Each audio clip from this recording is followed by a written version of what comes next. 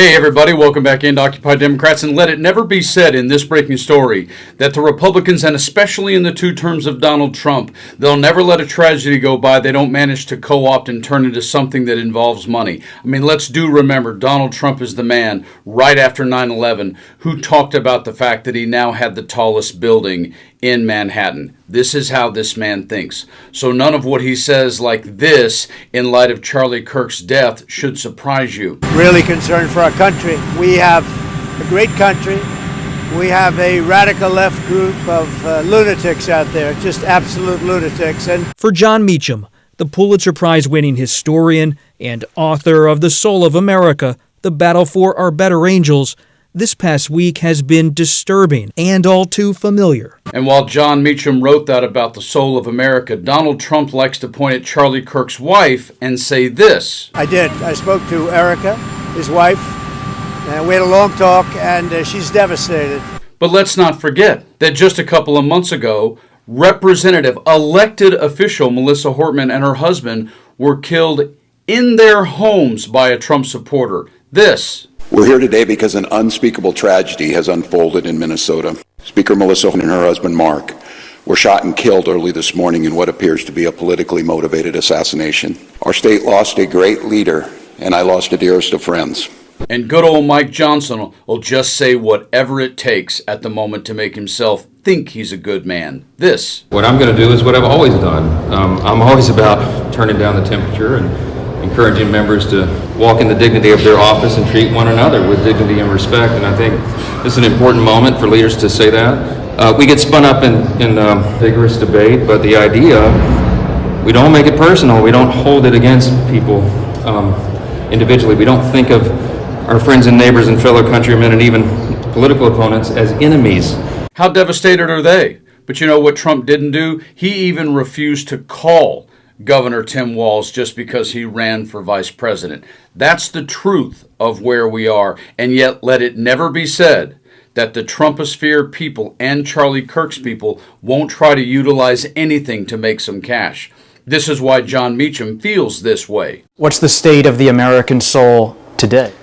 I think that there are moments that you and I could agree we would like to see replicated, and this is not one of them. Jon Meacham is 1,000% correct in this breaking story in terms of what Charlie Kirk's wife, Erika Kirk, is doing and Turning Point is doing with regards to their death. Listen to Jon real quick. We are in a dangerous place. There's never been a once upon a time in American history. There's not going to be a happily ever after. Yeah, except for the fact that for the GOP, the happily ever after is cash. But at a moment like this, I think you got to focus on the permanent things. That's what I call it.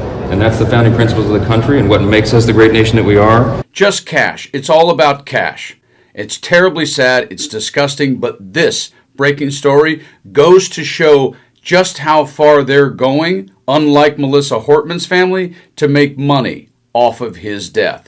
Here is the story. Breaking news. Charlie Kirk widow's plea in MAGA fundraising cash drive. Erika Kirk's name has appeared on a series of fundraising efforts after the fatal shooting of Charlie Kirk. After vowing that her husband's mission will continue, the widow of Charlie Kirk has made a major fundraising push following the right-wing political activist's assassination. It comes as the reverberations to the shocking, fatal shooting of the 31-year-old MAGA firebrand on September 10 continue throughout the U.S. and around the world.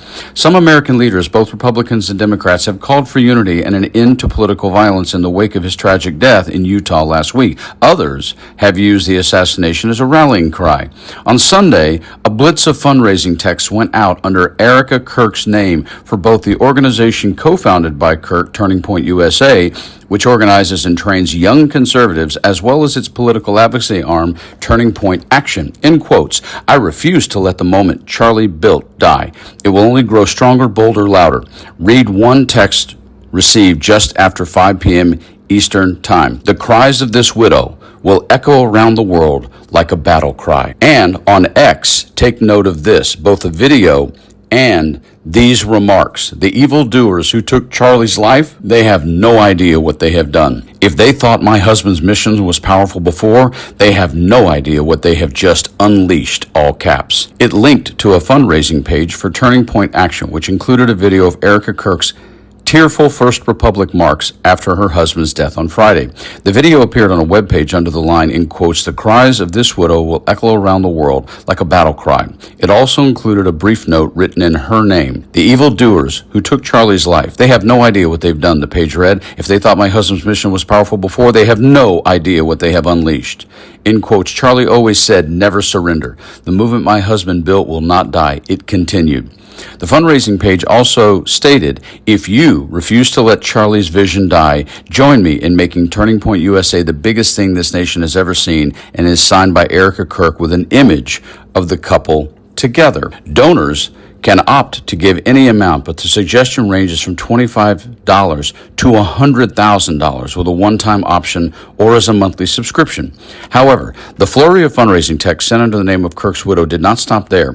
Another read in quotes, "They lit a fire in this wife. I won't let Charlie's mission die, and my cries will echo around the world like a battle cry." That fundraising text linked to a similar donation page as the other one with the same note and video from Erika Kirk, but it was for Turning Point USA rather than Turning Point Action. Double whammy. A third text just hours later used identical messaging as the earlier one, but it also linked to the Turning Point USA version of the fundraising page. Apart from fundraising efforts, interest in the organization Turning Point USA has also flooded in following Kirk's death. According to the organization, Turning Point USA received more than 32,000 inquiries about starting new campus chapters in just 48 hours. The organization currently has around 3,500 high school and official college chapters, showing just how massive the surge in interest have been in response to his tragic death. It all comes as Kirk supporters have held a series of memorials to remember the late activist and father of 2 young children. Mourners have held series of candlelight vigils and prayer groups across the U.S.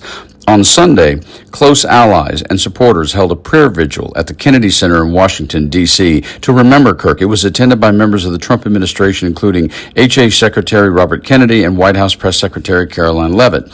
Vice President J.D. Vance, who traveled with Kirk's casket from Utah back to Arizona last Thursday, will host the Charlie Kirk Show on Monday and pay tribute to his friend. It should be noted that Donald Trump was completely absent from the vigil at the Kennedy Center. Oh, yeah.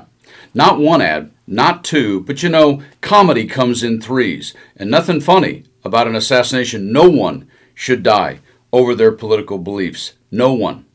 But as it's always been known and always been said, it's not what you say, it's what you do.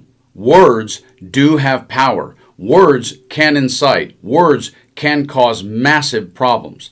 But in the end, your behavior is what we all actually see. And this behavior by the GOP, completely dismissing Melissa Hortman's death and now totally, instantly cashing in on Charlie Kirk's, says so much, not only where we are as a country, but also why I simply can never align with those folks. You guys, stay frosty.